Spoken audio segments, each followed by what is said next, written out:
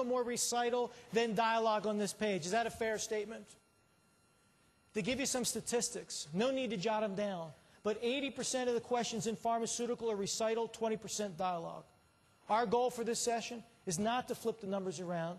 It's not to get to 50-50. Matter of fact, on the bottom of page 7, I'd like you to jot this down. The goal that I'd like you to embrace, one good question every time you see a doc. That's what we're here to take a look at. One good question every time you're here to see a doc. Now, to provide a little more clarity for you, I'd like to share with you a quick story about the idea of dialogue versus recital. And I'll take you back a number of years ago. Right out of the blue one day, a company by the name of American Management Association called me in my office. And they said, Charlie, we've read a couple articles you've written on questioning skills. Do you think you could write a book on it?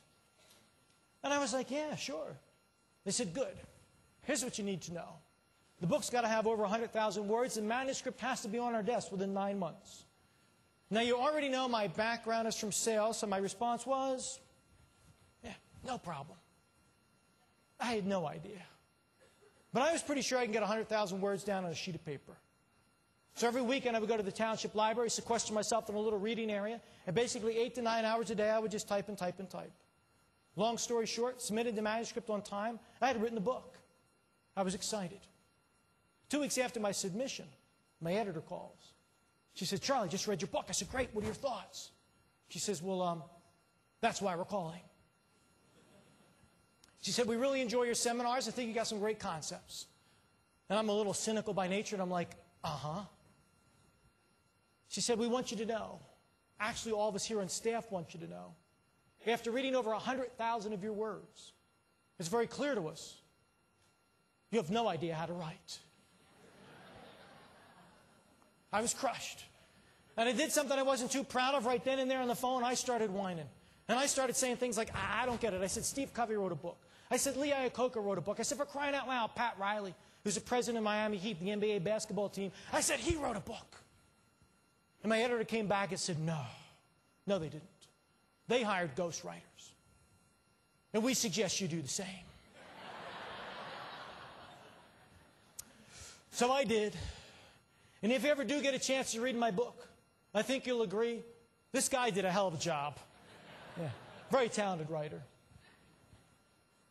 But the reason why I share this with you, the fellow who helped me out, his first name was Kurt. When we got to this part of the manuscript, and trust me, this thing was thick, he said, Charlie, what I do for a living is to help people like you. He said about 80% of the business books and biographies are co-authored. He said there's people who know how to write, there's people who have life stories and ideas, and you team up, you get a book. He said, but there's something I do I didn't tell you about. I said, oh, Kurt, well, what's that? He said, well, about 2 to 3 times a year, I will interview one of the top celebrities and do a big article, feature, article in one of the large entertainment magazines. And I said to him, that must be pretty exciting. He says, oh, it is. You get to go to their homes or maybe location. He says, it's very exciting. He said, but working with you made me realize something. I said, Kurt, what are you talking about? He said, well, think of this for a second. He said, when a celebrity goes to promote a movie or a book or a cause or an album, he asked me this, I said, what do they do? I said, I don't know, they go on tour. He says, exactly. They go from city to city to city. I'm like, yeah, that makes sense. He says, they're in every city, they're there for a couple days. I'm like, of course. They have multiple interviews. I'm like, yeah, that makes sense. They want to get the word out, the story out, promote. He said, well, think of this. Probably in every city, every day, in every multiple interview, these celebrities keep getting asked same questions. And he sat back, he says, it just dawned on me. But I bet you these celebrities are getting pretty darn bored, tired. Think of your docs. Not 1 rep, not 5. Maybe as many as 10 a day try to cross their path. Every single day, every single week, every single month, and possibly, ladies and gentlemen, every year they've been in practice, these docs keep hearing the exact same questions. You got to think, folks, they're getting a little bored, tired. I mean, I'm going to be honest with you. You know why they say I get 30 seconds sometimes? It's because they can't take it any longer. Same questions, same answers. And docs are bright people. They know. If they tell you what you want to hear, you will leave. And for them, that's a very successful sales call. So what we're here to do is just to enhance your skills. But also I'd like to give you a little perspectives on some things. And I'm going to ask you to turn your attention up to the screen. A friend of mine in the industry gave this to me.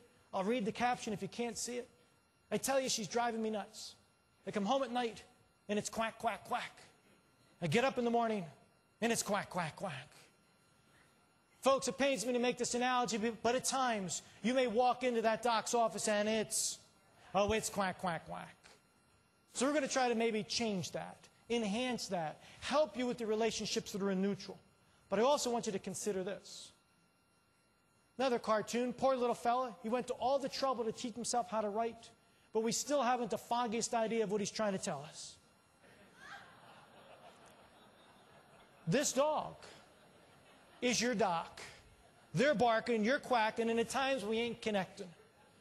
So what we're going to do is see if we can help you with that. So with that in mind, folks, I'm going to ask you to turn over to page 8 of the workbook.